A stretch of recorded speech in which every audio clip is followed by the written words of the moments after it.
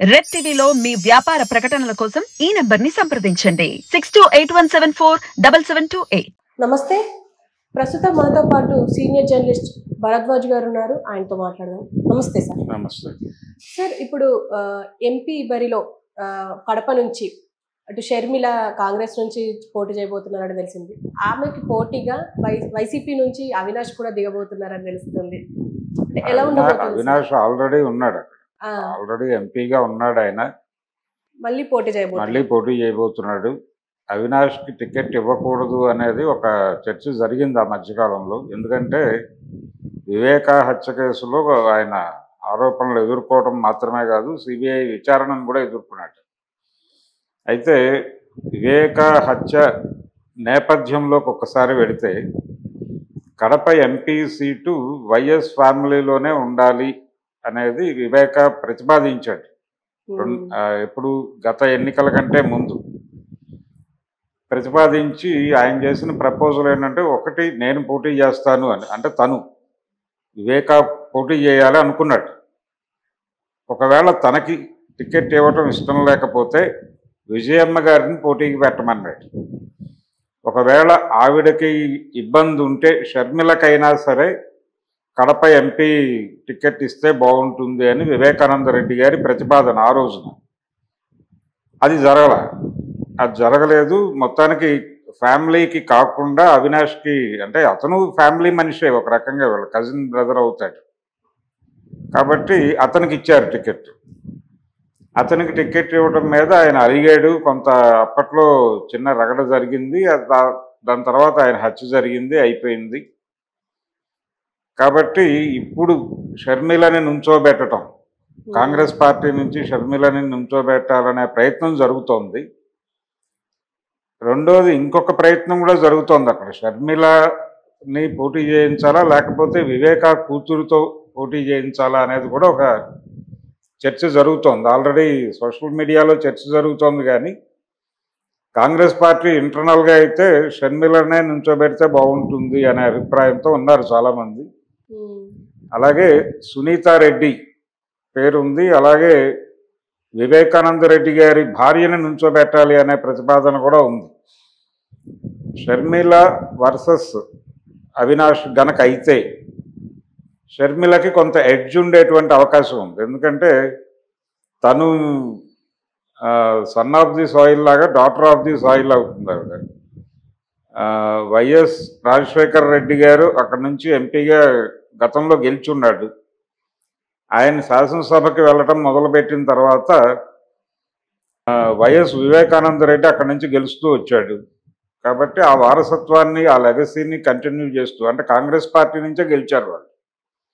So ఆ లెగసీని continue చేస్తూ షర్మిల పోటీ చేస్తే బాగుంటుంది, గెలిపించుకోగలవనే కాన్ఫిడెన్స్తో వాళ్ళు మాట్లాడుతున్నారు. కడపలో కాంగ్రెస్కు ఉన్నటువంటి బలం చాలా వరకు జగన్మోహన్ రెడ్డితో వెళ్ళిపోయారు వాళ్ళు. మెజారిటీ ముస్లిం పాపులేషన్, కడపలో ఉన్నటువంటి మైనారిటీలు అందరూ కాంగ్రెస్తో ఉండేవారు. వాళ్ళందరూ ఇప్పుడు కొంత మేరకు జగన్తో వెళ్ళిపోయారు. అందుకని ఆ డివిజన్ ఉంది అక్కడ. ఆ డివిజన్ ఉంది కాబట్టి షర్మిల ఏ మేరకు గెలుపు సాధించగలదు అనేది కొంత డౌట్. అవినాష్ ఆర్గనైజ్ చేసుకోగలడు అనేటువంటి ఒక కాన్ఫిడెన్స్ ఉంది. ఒక్క వివేక హత్య కేసుకు సంబంధించిన మరకలు ఉన్నాయి అతని మీద, దాన్ని కడుక్కోవాలనే ప్రయత్నంలో ఉన్నాడు. ఆ కడుక్కోవాలనే ప్రయత్నంలో ఈసారి గెలవాలి అనేటువంటి పట్టుదలతో ఉన్నాడు తను. ఆ పట్టుదలతో ఉన్నటువంటి అవినాష్ని ఇప్పుడే నిజానికి బీజ రూపంలో ఉంది కాంగ్రెస్ పార్టీ. ఆ బీజ రూపంలో ఉన్నటువంటి కాంగ్రెస్ పార్టీని షర్మిల అక్కడ కడపలో గెలిపించగలదా అనేది కూడా చూడాలి. అంటే కష్టపడవచ్చు కానీ గెలుపు అంత ఈజీ కాదు. షర్మిల అక్కడ కడప ఎంపీ టికెట్ నిన్న రేవంత్ రెడ్డి గారు మాట్లాడారు వైజాగ్లో.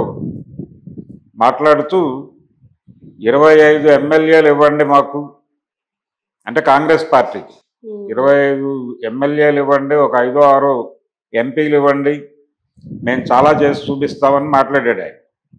అంటే ఆంధ్రప్రదేశ్కి రాజధాని మేమే తెస్తాం, తర్వాత ప్రత్యేక హోదా తెస్తాం, ఇలా చాలా ఆఫర్లు అనౌన్స్ చేశాడు ఆయన.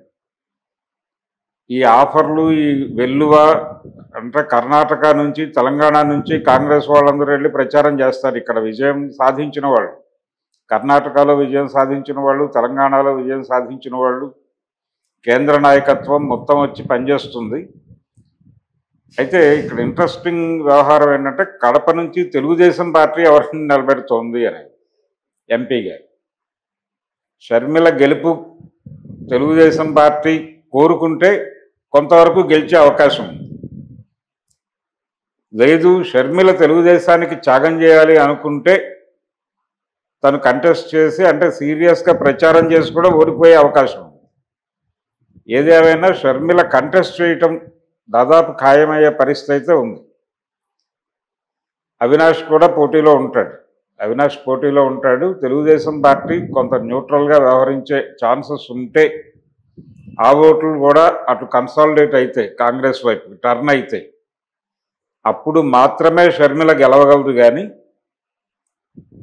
ఆ ఓటు టర్న్ లేకుండా తను సొంత బలం మీద కాంగ్రెస్ బలం మీద గెలవగలను అనుకుంటే పొరపాటే అవుతుంది. అంత ఈజీ కాదు షర్మిల గెలుపు. షర్మిల గెలిపే కాదు, అసలు కాంగ్రెస్ పార్టీకి ఒక ఎమ్మెల్యే ఒక ఎంపీ వచ్చినా చాలా గొప్ప విషయమే ఇప్పుడు ఉన్నటువంటి పోటీలు. అంటే ఏపీలో 2 బలమైనటువంటి ప్రాంతీయ పార్టీలు ఉన్నాయి. వైఎస్ఆర్సీపీ అధికారంలో ఉన్న పార్టీ, అది అధికారంలో దాదాపు అంటే రామారావు గారు ఒక 7 ఏళ్ళు, చంద్రబాబు నాయుడు గారు ఒక 14 ఏళ్ళు అధికారంలో ఉన్నటువంటి పార్టీ తెలుగుదేశం. కాబట్టి ఈ 2 పార్టీలు, బలమైన 2 ప్రాంతీయ పార్టీలు మధ్య జాతీయ పార్టీల క్రీడ అంత ఈజీ కాదు. అందుకని కాంగ్రెస్ పార్టీని ఆవిడేదో గతంలో వైఎస్ టైంలో ఆయనే కాంగ్రెస్ పార్టీని ఒక ప్రాంతీయ పార్టీగా మార్చి తెలుగుదేశం పార్టీతో పోటీ పడ్డాడు. ఇప్పుడు ఆ పరిస్థితి లేదు, అది జాతీయ పార్టీగానే ఉంటుంది. జాతీయ పార్టీల పట్ల ప్రజల్లో ఉండేటువంటి భావన ఏ మేరకు, పైగా కాంగ్రెస్ పార్టీ రాష్ట్రాన్ని చీల్చేసింది అనే భావన, ఇవన్నీ కలిసి తెలుగుదేశం చంద్రబాబు నాయుడు గారు భుజానేసుకుంటే తప్ప షర్మిల గెలిచే అవకాశం అయితే లేదు. Okay sir, okay, thank you sir. Thank you.